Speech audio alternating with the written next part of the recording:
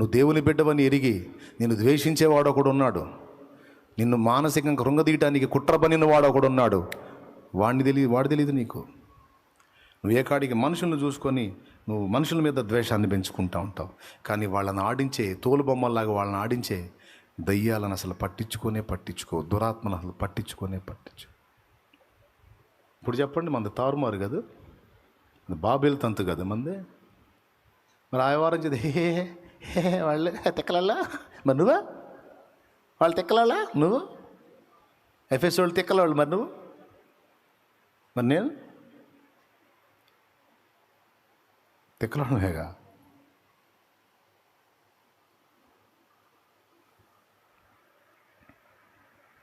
చాలా కీలకమైన విషయం గుర్తుపెట్టుకోవాలి. ఎన్ని చోట్ల రాయించాడండి దేవుడు, ఆయన మాటలు అబద్ధాలా? ప్రతి విషయమును గూర్చి ప్రార్థనే చెయ్యన్నాడు. దేనిని గూర్చి చింతింపకూడదు. టకా రాసుకో. ఫిలిప్పీ పత్రిక 4:4 చదువు. ఎల్లప్పుడూ ప్రభువునందు ఆనందించుడి, మరలా చెప్పుదును ఆనందించుడి. మీ సహనమును సకల జనులకు తెలియబడనీయుడి. ప్రభువు సమీపముగా ఉన్నాడు. దేనిని గూర్చి చింతింపకుడి గాని ప్రతి విషయములోనూ ప్రార్థన విజ్ఞాపనల చేత కృతజ్ఞతాపూర్వకముగా మీ విన్నపములు దేవునికి తెలియజేయుడి. ఎవరికి తెలియజేయండి? అక్కడ రాయాల్సింది కింద పౌలు గారు తేడా పడ్డాడు. లోకులకు తెలియజేయండి, ఇంటి పక్క వాళ్ళకి, ఇంటి అన్న వాళ్ళకి తెలియజేయండి, దొరికిన వాళ్ళకి అందరికీ తెలియజేయండి. స్పష్టంగా రాశాడు. ఏమని? దేవునికి తెలియజేయుడి. ఎవరికి తెలియజేయుడి? కానీ సైతాన్ గాడు తారుమారు ఏం చేస్తాడు తెలుసా? ఆ ఒక్కడికి తప్పించి లోకులందరికీ చెప్పేటట్టు చేస్తాడు వాడు. అదిగో సుబ్బాయమ్మ వచ్చింది, చెప్పు నీ కట్టాలన్నీ సుబ్బాయమ్మ చెప్పు, కాస్తేడు ఓద సోది మొహమా అనాలనిపించింది కానీ అనంలే. స్తోత్రం.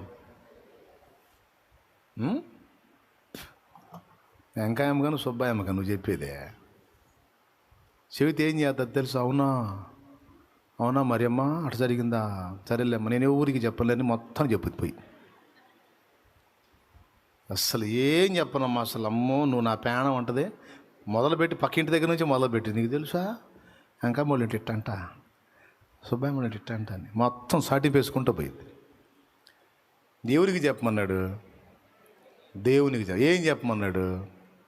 ప్రతి విషయమును గూర్చి, రోగం, డబ్బు, వస్త్రహీనత, ఆర్థిక ఇబ్బంది, వ్యక్తుల మార్పు, నువ్వు ఏ స్వాప చెబుతావో ఆయనకి చెప్పవమ్మా అన్నాడు.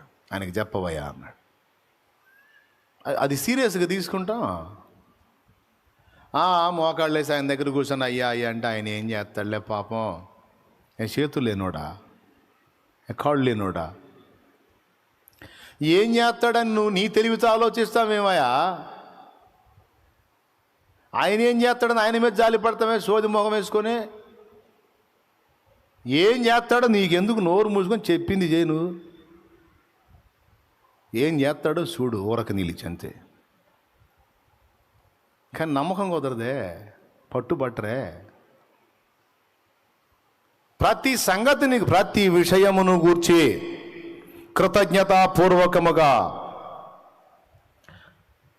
మీ విన్నపములు దేవునికి తెలియజేయండి. అప్పుడేం జరిగిద్దంట? సమస్త జ్ఞానమునకు మించిన దేవుని సమాధానము మీ హృదయం యొక్క తలపులకు కావలి ఉండును.